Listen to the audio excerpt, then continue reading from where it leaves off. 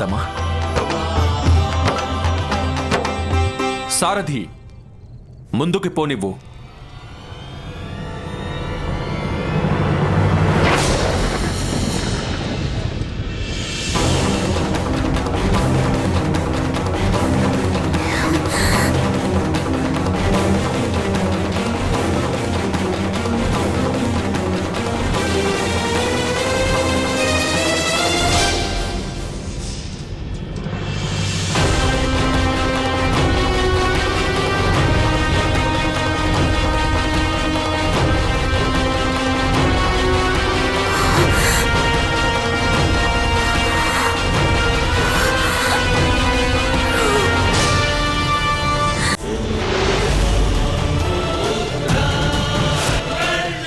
తన ప్రతి వస్తువుని కాల్చిపారేయండి. అరే, తను ఎన్ని రోజులుగా కన్నుడితోనే ఉంది, అవివాహిత అయినప్పటికీ కూడా.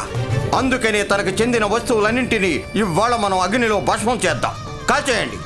లేకపోతే ఏంటి, మనకు కూడా పిల్లలున్నారు కదా. మనం ఇప్పుడు తన్ని దండించకపోతే అప్పుడు వీళ్ళందరికీ అలా చేయడానికి ప్రేరణ దొరుకుతుంది.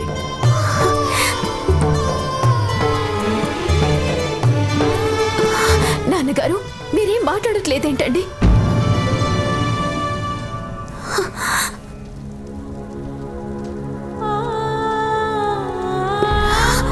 నాన్నగారు, ఏంటి ఏంటి మీరు కూడా అలాగే అనుకుంటున్నారా? అసలు తను ఎప్పుడైనా తన గౌరవానికి భంగం కలిగేలా పనిచేసిందా?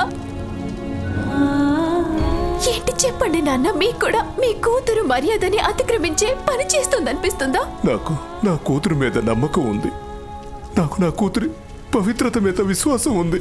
కానీ నేను ఈ తండ్రిని కావడంతో పాటు నేను ఈ సమాజంలో ఓ సభ్యుడిని కూడా. మరి ప్రతి సమాజానికి కొన్ని నియమాలు ఎలా ఉంటాయంటే వాటిని ఎవ్వరూ ఖండించలేరు, ఎవ్వరూ వాటిని మార్చలేరు. గత్యంతరం లేని నీ తండ్రి కూడా.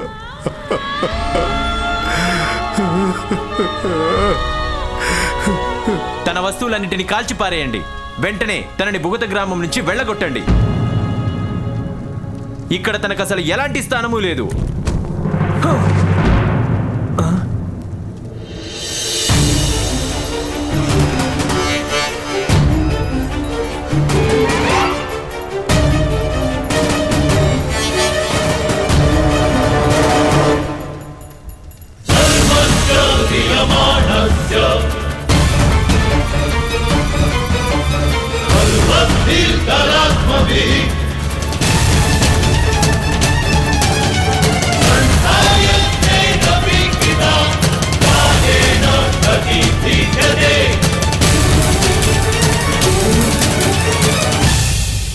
నేను మీ అందరి మాటల్ని సమర్థిస్తున్నాను. మీరంతా మంచి పని చేశారు. అలా చెయ్యాల్సిందే. కాల్చిపారేయండి ఆ వస్తువులన్నీ, వృషాలి ముట్టుకున్న వాటన్నింటినీ.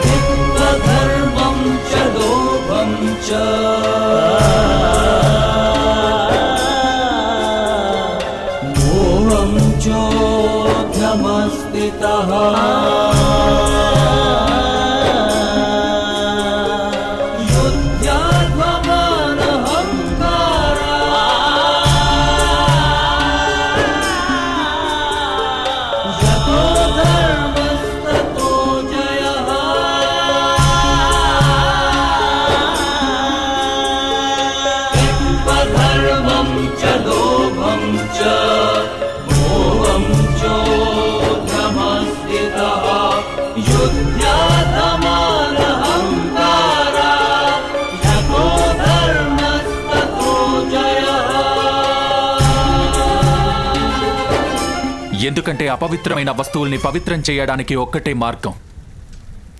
అలాంటి వాటిని పవిత్రమైన అగ్నికి సమర్పించడమే.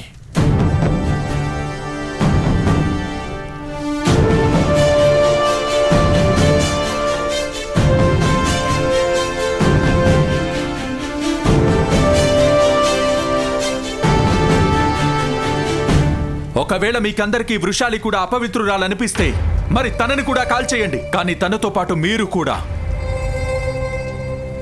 ఆ అగ్నిగుండంలో దూకి మీ ప్రాణాల్ని అర్పించాల్సిందే.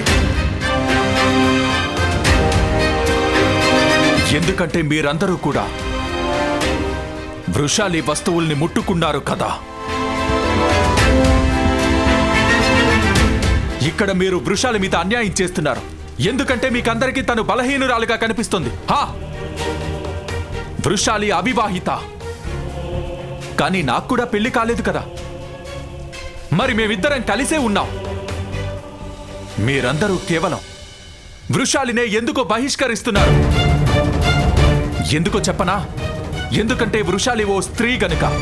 అలాగే నేను ఓ పురుషుణ్ణి. పైగా ఏంటంటే నేను మీకంటే ఎక్కువ శక్తిమంతుణ్ణి కదా.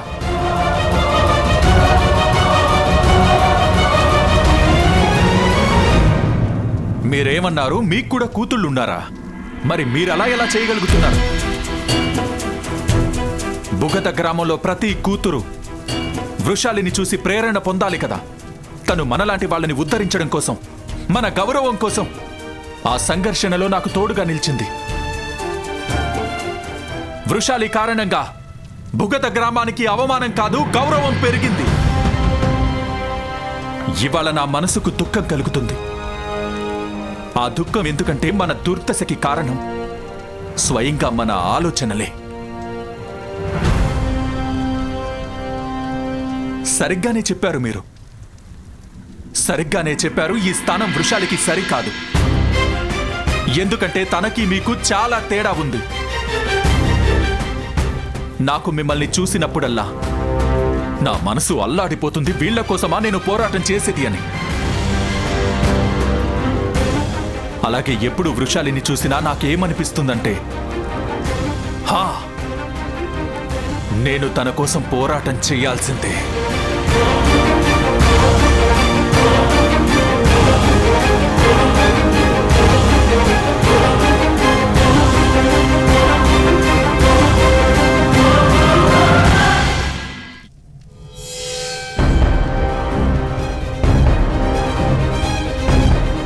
మీరు వృషాలికి తండ్రి కదా, అయినా మీరు వాళ్ళకి మద్దతిచ్చారు.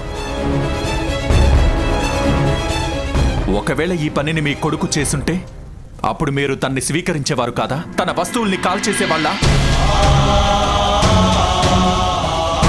ప్రపంచంలో అన్నిటికంటే గొప్ప శక్తి, అన్నిటికంటే గొప్ప భావం విశ్వాసమే అవుతుంది. నేను యుద్ధ భూమిలో విజయం సాధించాను. నేను జరాసంధుణ్ణి ఓడించగలిగాను. ఎందుకంటే నాకు అండగా నా తల్లి విశ్వాసం ఉంది, వృషాలి విశ్వాసం ఉంది. మరి మీరు అదే విశ్వాసాన్ని అగ్నికి ఆహుతి చేయాలనుకుంటున్నారు.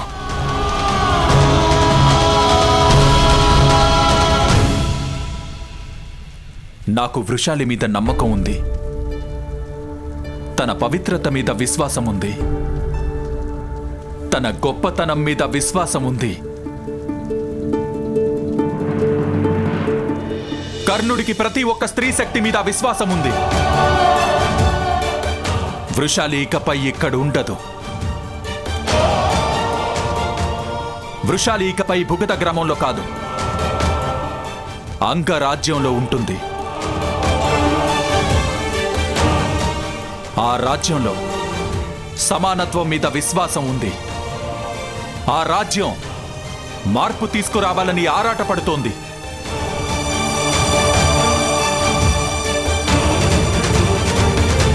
అంగరాజ్యం నీకు స్వాగతం పలుకుతుంది వృషాలి.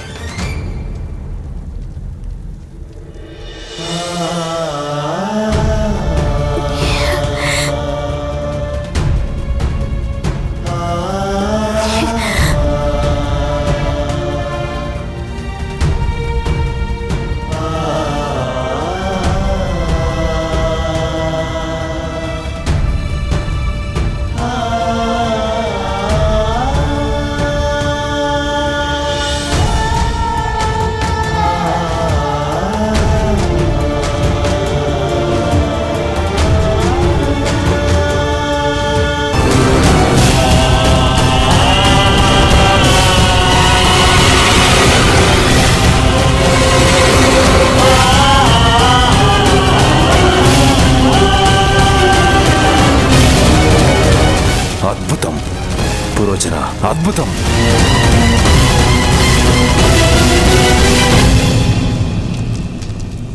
కానీ నిజంగానే ఆ లక్క ఇల్లు ఈ నమూనా మాదిరిగానే పనిచేస్తుందా? నిస్సందేహంగా మహారాజా. పాము ఎంత అందంగా ఉంటే దానికి విషం కూడా అంత ఎక్కువగా ఉంటుంది. ఆ లక్క ఇల్లు ఎంత అందంగా ఉంటుందంటే అసలు మీ శత్రువులు దాంట్లో నివసించాలనే మోహాన్ని విడిచిపెట్టలేరు. ఏదైనా వదులుకుంటే అవి వాళ్ళ ప్రాణాలే. ఎందుకంటే ఆ లక్క ఇంట్లో పుట్టే అగ్నితాపం భరించడం చాలా కష్టం. మంటలు ఎంత త్వరగా వ్యాపిస్తాయంటే అసలు వాళ్ళకి బయటికి వెళ్ళే మార్గం కూడా తోచదు. అయితే నిర్మాణం ప్రారంభించు పురోచన. మీ ఆజ్ఞ రాకుమారా.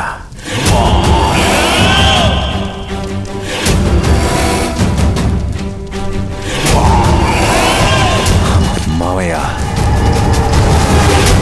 ఈ భవన నిర్మాణం పూర్తవగానే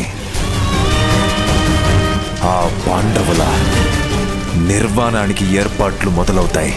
నిజం చెప్పావు నా కాబోయే సామ్రాట్, నిజం చెప్పావు. కానీ ఆ పురోచనుడు ఎప్పటిదాకా భవనాన్ని నిర్మిస్తాడో అప్పటి వరకు నువ్వు కలల్లోనే పథకాలు రచిస్తూ కూర్చుంటావా? మావయ్య, మీ మాటలకు అర్థమేంటి? అర్థం కావాలంట, అర్థం కావాలంట. ప్రతి ఒక్కరికి దారిలో ముళ్ళు ఎదురవుతూ ఉంటాయి. కానీ ఒక మూర్ఖ యాత్రికుడు కేవలం ముళ్లను తీసేసి ముందుకెళ్ళిపోతూ ఉంటాడు. కానీ ఒక బుద్ధిమంతుడైన యాత్రికుడు ముళ్ళ చెట్టుని పొదలతో సహా పీకి పారేస్తాడు పూర్తిగా. ఎందుకంటే ఇంకో ముళ్ళు జన్మించకుండా. ఇంకో ముల్లా? అవును నా కాబోయే సామ్రాట్, ఇంకో ముళ్ళు. ఇలా చూడు, ఈశ్వరుడి కృప లేదంటే ప్రకృతి పక్షపాతం వల్ల పాండవులు లక్క ఇంట్లో నుంచి బయటపడితే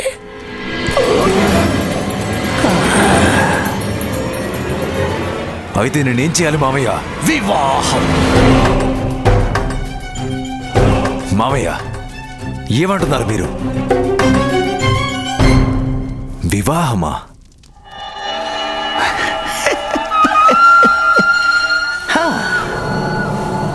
వివాహమే. పైగా అది కూడా యుధిష్ఠిరుడి కంటే ముందే. అలా కురువంశపు తర్వాతి తరంలో మొదటి కుమారుడు నీకే పుట్టాలి. ఆలోచించు, ఒకవేళ నువ్వే గనక ముందు పుట్టింటే అప్పుడు ఉత్తరాధికారంలో పాండవుల భాగం శూన్యమయ్యేది. శూన్యం. పాండవులనే ముళ్ళ చెట్టు నుంచి తర్వాతి ముళ్ళు నీకు గుచ్చుకోకూడదు. అందుకని యుధిష్ఠిరుడు కంటే ముందే నువ్వు వివాహం చేసుకొని తీరాలి.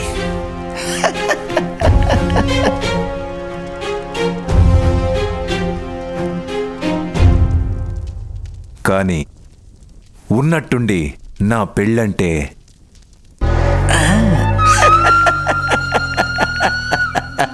మావయ్య, రాజనీతిలో అత్యవసరమైనప్పుడు చివరి ఎత్తు ఏమవుతుంది? అది మొదటి ఎత్తు వేసే ముందే ఆలోచించుకోవాలి దుర్యోధన. గూఢాచారుల నుంచి సమాచారం అందింది దుర్యోధన. కళింగ దేశం స్వయంవర వేడుకకు రేపు ఆహ్వానం రాజ్యసభకి రాబోతుంది. మరి కళింగ వాసులు యుద్ధ కౌశలంలో ప్రఖ్యాతులు కదా. ఆలోచించు, ఎవరైనా అల్లుడైతే అప్పుడు వాళ్ళ శక్తి దానంతటదే పెరిగిపోతుంది. పైగా యువరాజు అవ్వడం వల్ల యుధిష్ఠిరుణ్ణి స్వయంవరానికి వెళ్ళమని చెబుతారు. అలాంటప్పుడు నువ్వు ఏం చెయ్యాలి? అది నీకు చాలా బాగా తెలుసు కదా నా కాబోయే సామ్రాట్.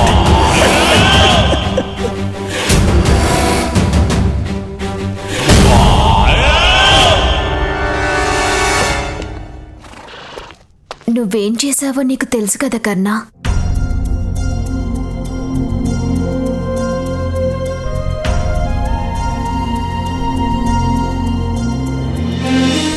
అగ్నిని సాక్షిగా చేసుకొని నన్ను నా ఇంటి నుంచి నీ ఇంటికి తీసుకెళ్తున్నావు. దీని అర్థం నీకు తెలుసు కదా?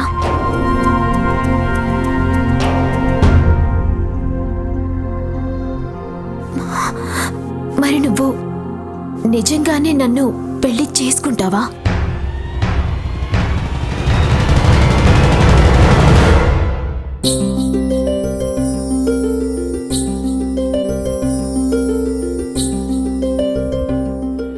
నీ చేతిని ఇలా ఇవ్వు.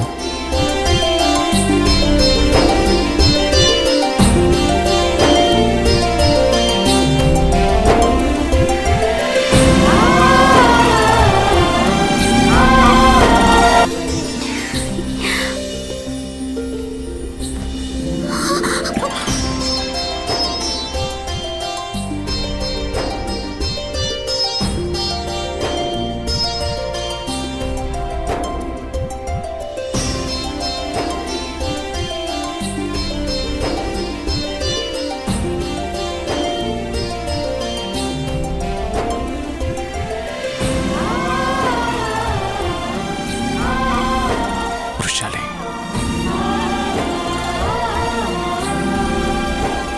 నేను నిన్ను పెళ్లి చేసుకోవాలనుకుంటున్నాను.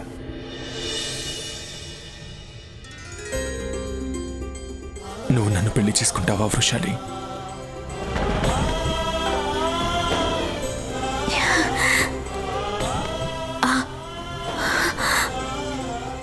ఈ వృషాలి రాధయ్య కర్ణుణ్ణి పెళ్లి చేసుకుంటుంది.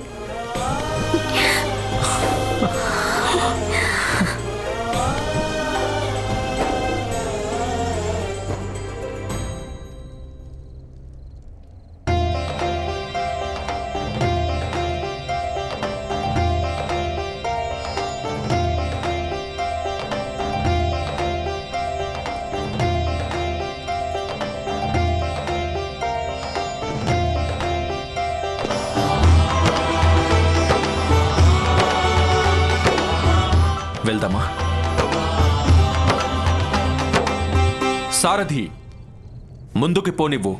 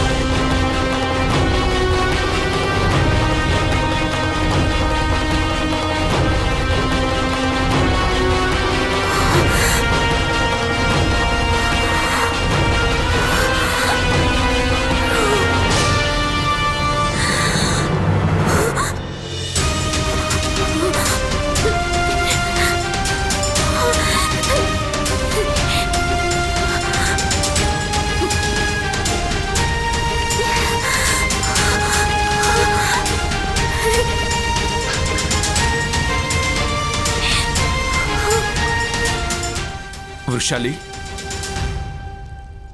ఏమైంది?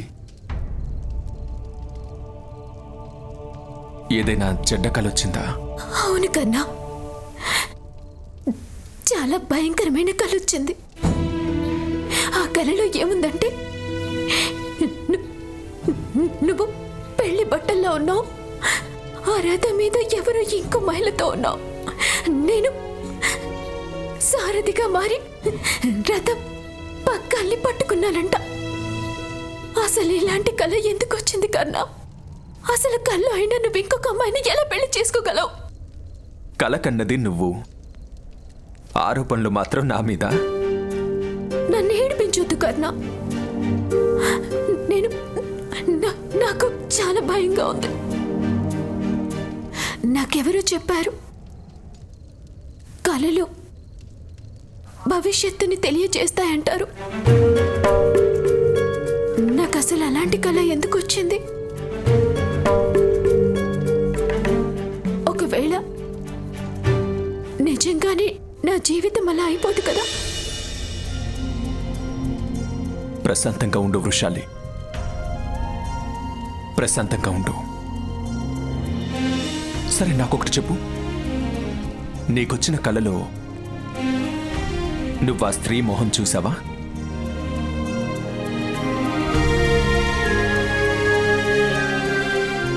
మరప్పుడు తను మరో స్త్రీ అని నువ్వెలా చెప్పగలవు వృషాలి? నువ్వన్నది నిజమే. కలలు భవిష్యత్తుకి సంకేతాలే అవుతాయి. మనం జీవితాన్ని రథం అనుకుంటే ఈ కళ అనేది సంకేతం ఇస్తుంది. ఈ రాధయ్య కర్ణుడికి జీవన సాథివి నువ్వే, అలాగే సారథివి కూడా నువ్వే. ఏ పురుషుడికి భార్య తనతో కలిసి ప్రయాణించడంతో పాటుగా మార్గనిర్దేశం కూడా చేస్తే తను నిజంగా అదృష్టవంతుడే అవుతాడు. నేను చాలా భాగ్యవంతుణ్ణి వృషాలి.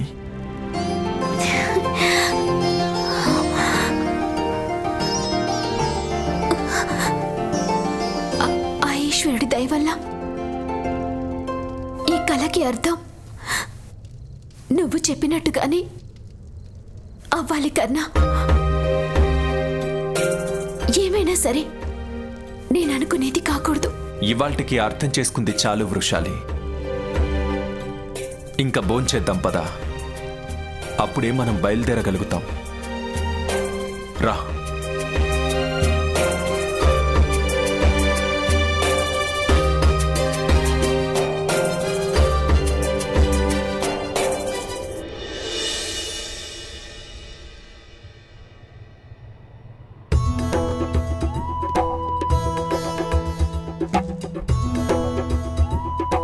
అంగరాజు కర్ణుడికి, అంగరాజు కర్ణుడికి, అంగరాజు కర్ణుడికి, అంగరాజు కర్ణుడికి, అంగరాజు కర్ణుడికి, అంగరాజు కర్ణుడికి, అంగరాజు కర్ణుడికి.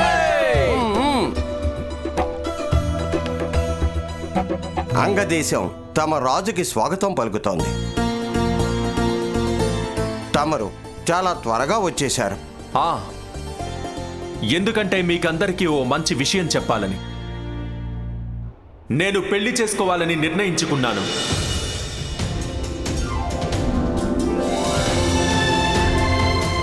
అంగరాజ్యానికి మహారాణి త్వరలోనే రాబోతోంది.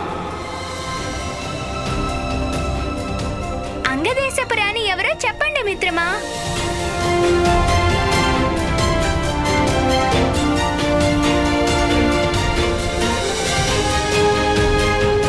తను త్వరలోనే ఇక్కడికి వస్తుంది.